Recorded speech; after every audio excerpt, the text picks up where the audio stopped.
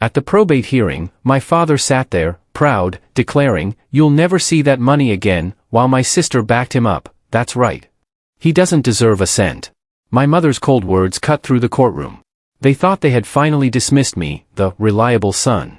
What they didn't know was the judge was holding my letter, a detailed accounting of their decade-long exploitation, and his quiet chuckle as he scanned it wiped the smug smiles off their faces. "Oh, this is good," he murmured, and for the first time, my family looked terrified. "My name's Gary. I'm 36, a locksmith, and apparently the reliable son in my family. If a key snaps in a lock at 2 a.m., I'm the guy who shows up with a toolbox and coffee breath. I've been picking locks since I was a teenager, riding in the passenger seat of my dad's old van while he lectured me about hard work and loyalty. Now I own that van. I own the business. I pay my own rent, my own insurance, my own everything. And somehow I also ended up paying for half of my parents' lives. I'm the one who fixed their front door when my dad slammed it so hard the frame cracked during a fight with my mom. I changed the locks when my sister broke up with her ex and couldn't afford a locksmith. I put new deadbolts on Grandma's house when she got sick and Mom panicked about strangers breaking in. I didn't charge them for any of it. Not once. They're family, right? That's what I kept telling myself. The first crack showed up at Sunday dinner last year. Just the four of us around the table at my parents' place. Roast chicken, potatoes, the same old table I'd done homework on as a kid. Dad poured himself another glass of wine and looked at me over the rim. "You know you're lucky, Gary," he said. "If it wasn't for us, you'd still be cutting spare keys in the back of some hardware store." I put my fork down. "I built the business, Dad." He snorted. "With my tools. My van. Don't forget who gave you your start." Mom reached over and touched his arm. "He's just sensitive. Ignore him." My sister, Lauren, smirked, swirling her wine. "Come on, Mom. Gary always acts like he did it all alone. He forgets who his family is until he needs something." That made me laugh. Sharp and humorless.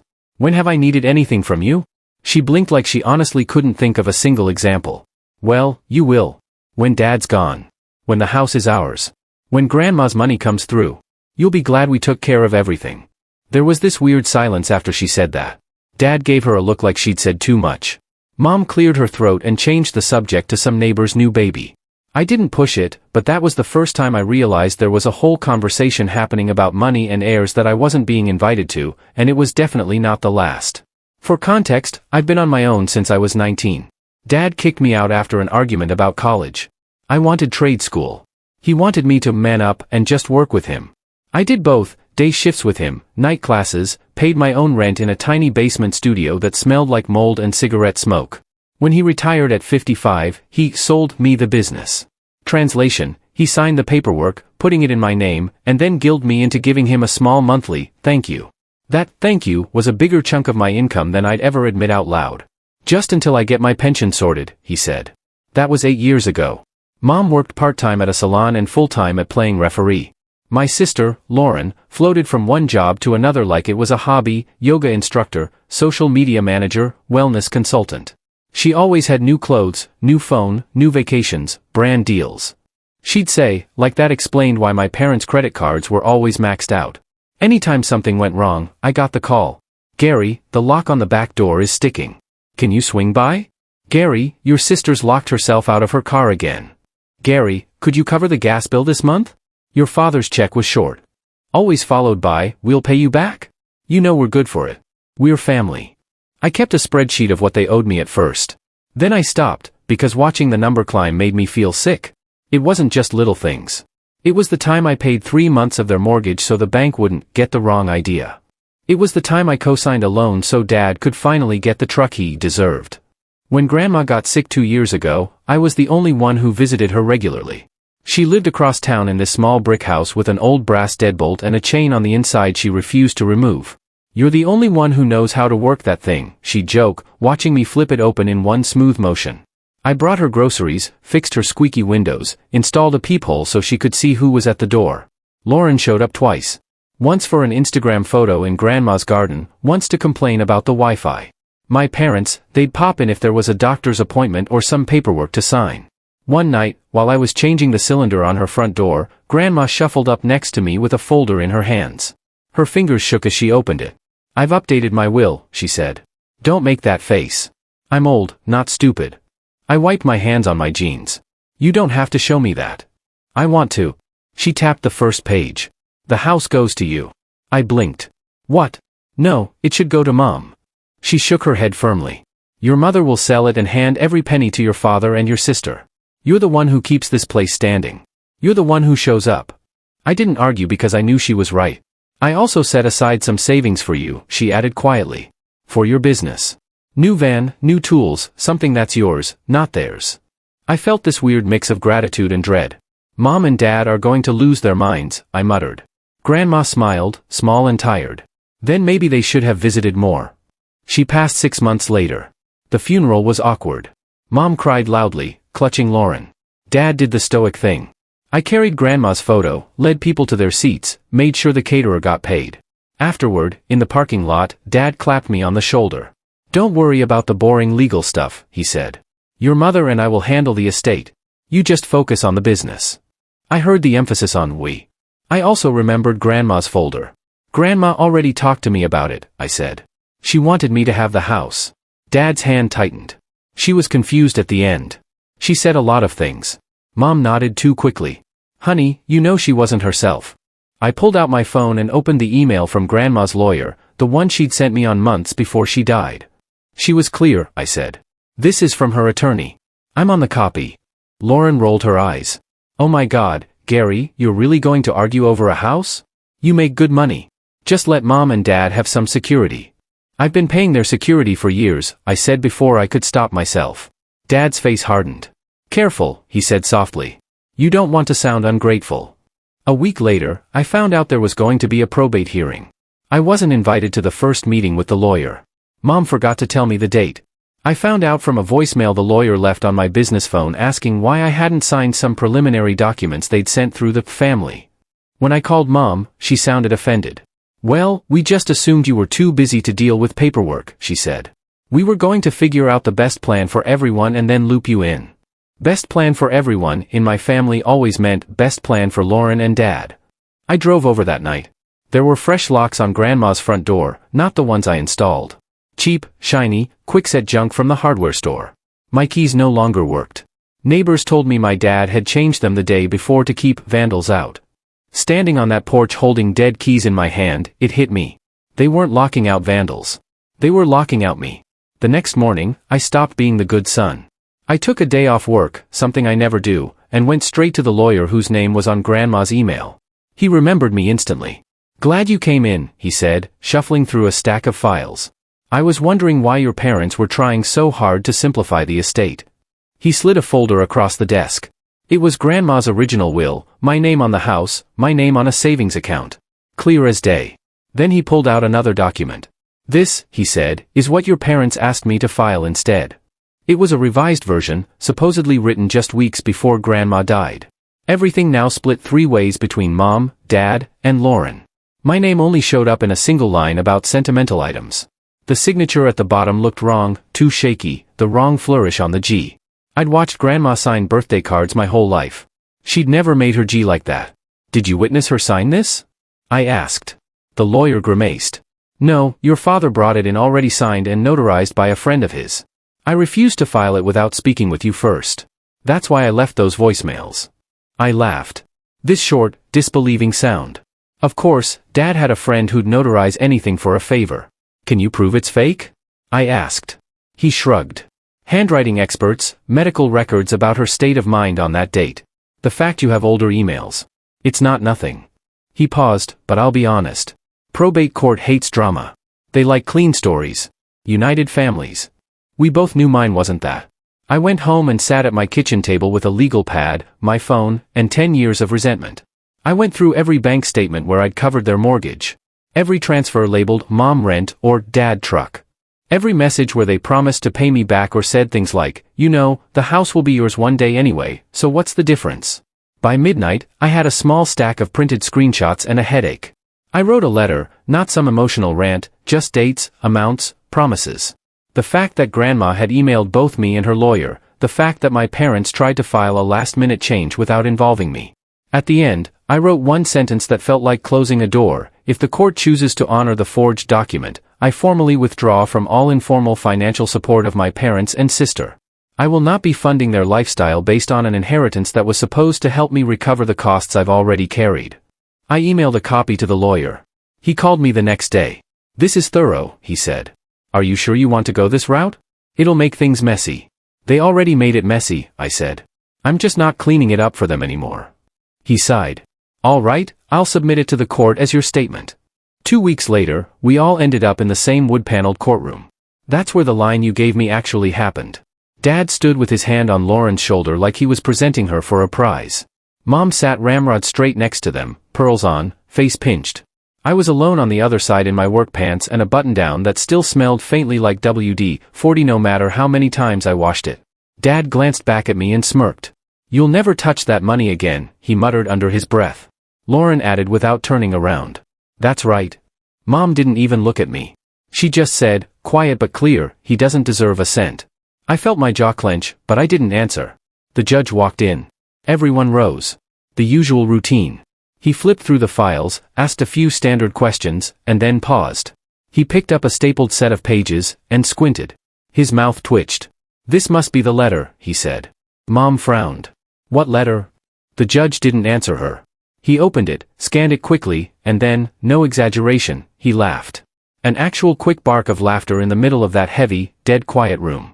He shook his head and said almost to himself, oh, this is good. My parents finally looked nervous. Your Honor, Dad said, what's going on? The judge leaned back. Mr. and Mrs. Collins, he said slowly. Your son has just provided a very detailed financial history of the last decade, including evidence that the deceased explicitly intended to compensate him for those costs through this property and savings account. Lauren shot me a look like I'd just stabbed her. Mom's face went white. The judge continued, voice calm, but firm. Given the discrepancies between the original will on file and the recent document your friend notarized, combined with your son's evidence, I am ordering a handwriting analysis and a temporary freeze on any transfer of assets. Dad sputtered, this is ridiculous. He's trying to punish us. The judge raised an eyebrow. From where I'm standing, Mr. Collins, it looks like he's simply trying to stop being your bank. For the first time in my life, someone in authority said out loud what I'd been feeling for years. And my family looked terrified. Everything after that moved fast and slow at the same time. Fast because the legal stuff exploded. Slow because my emotions didn't keep up with it. A few days after the hearing, Dad called me. I let it go to voicemail. His voice came through tight, controlled. Gary, you need to retract that letter. You've embarrassed us. This is a family matter, not a court spectacle. Call me back and we'll sort this out like adults. Like adults. The same man who forged his mother-in-law's will wanted to sort this out like adults. I didn't call back. Instead, I called my bank. I removed my parents as emergency contacts. I closed the joint credit card I'd stupidly opened with Mom just for emergencies. I canceled the auto transfer I'd been sending to Dad every month for his retirement. The first month that payment didn't arrive, he texted, where's the money? Don't be petty. We raised you. I replied with a screenshot of my letter's last paragraph. He didn't respond. Lauren was more dramatic. She blew up my phone with messages.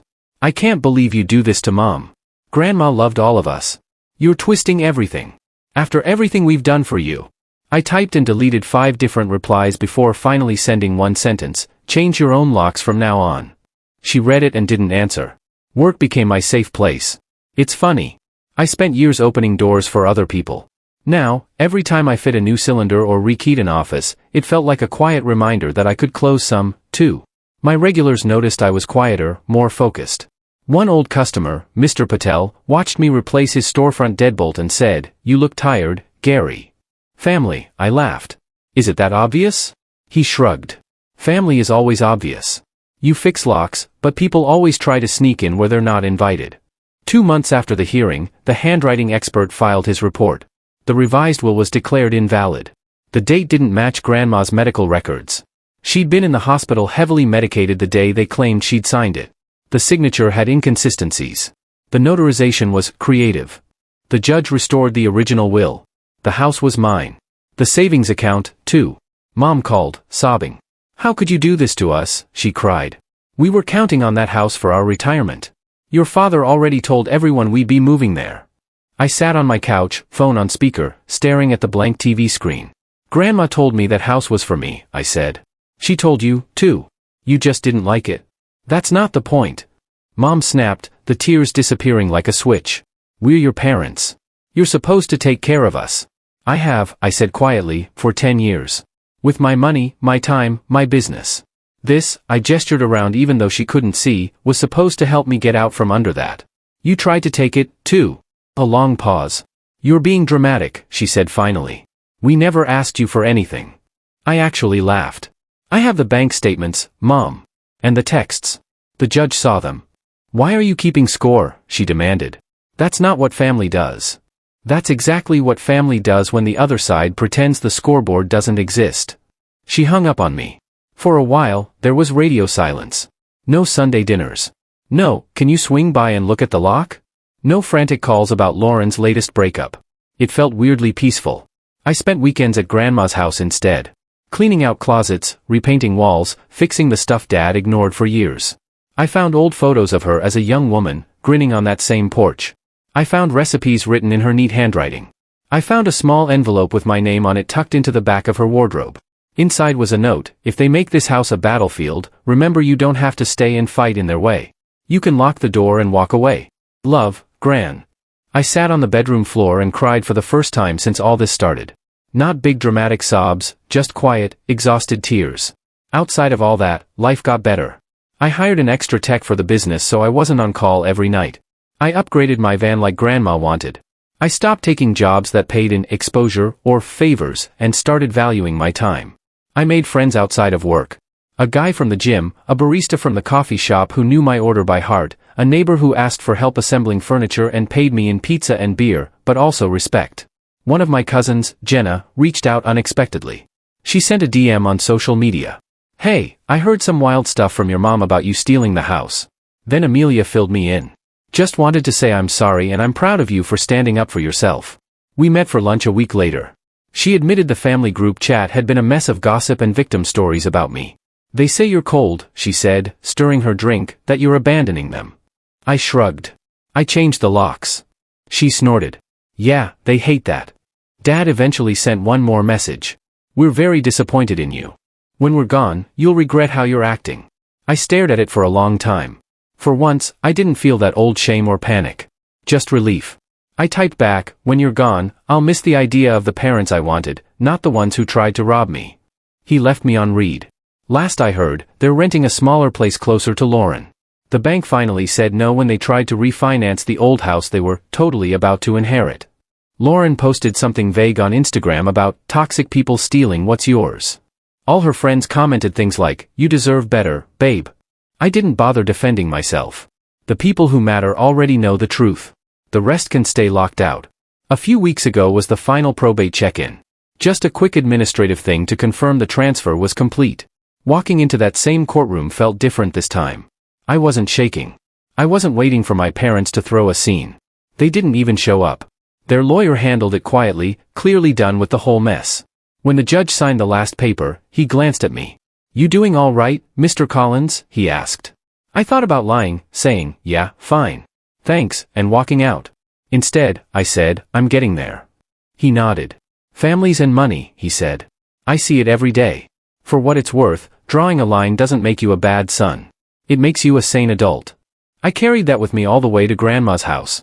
I stood on the porch, keys in my hand, my keys to my lock, and realized something simple. For years, I'd been terrified that if I stopped paying, stopped fixing, stopped rescuing, I'd lose my family. Then I stopped. And yeah, I lost them. But I also lost the constant anxiety of my phone buzzing with demands. I lost the sick feeling in my stomach every time I checked my balance after bailing them out. I lost the twisted little voice that said, you owe them everything.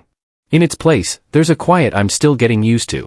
Now, when my phone rings, it's usually a customer, a friend, a cousin, someone who wants my time and is willing to respect it. I still fix locks for a living. I still drive the van. I still carry a ring of keys heavy enough to bruise my hip. The difference is I'm not trying to earn love with every turn of the wrench. People ask if I'll ever reconcile with my parents. Maybe if they ever apologize without adding a but. If they ever admit what they did. If they ever show up without expecting a check, a favor, a free repair. Until then, my boundaries aren't punishment. They're protection. From now on, if someone wants into my life, they don't get a copy of the key just because we share blood. They show me they can knock, wait, and come in with respect. Grandma used to say, a good lock doesn't keep good people out. It keeps the wrong ones from walking in like they own the place. For the first time in my life, I finally understand what she meant.